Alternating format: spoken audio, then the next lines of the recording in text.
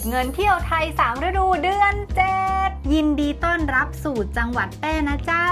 ตอนนี้เก็บได้ 6,000 บาทแล้วครับ มาติ๊กกันต่อค่ะเดือนหน้าจะได้ไปแพร่แล้วติ๊กค่ะโบะเก็บมาครึ่งทางแล้วนะคะ จากฤดูร้อนมาสู่ฤดูฝนค่ะ จากเดือนที่แล้วนะคะ ที่เราบอกทุกคนว่าเราจะไปเที่ยวแพร่เนาะก็มีคอมเมนต์จากเพื่อนๆมาบอกเขาว่างบ 8,000 พออยู่ค่ะจากแพร่แท้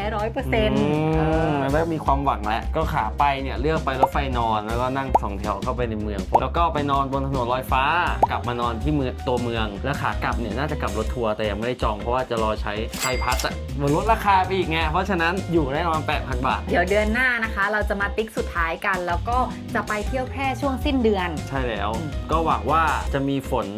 มีหมอกมีความเขียวขจีรอเราอยู่ในฤดูฝนแล้วเจอกันเดือน8ฤดูที่2ของพวกเราเที่ยวเมืองแป้เจ้า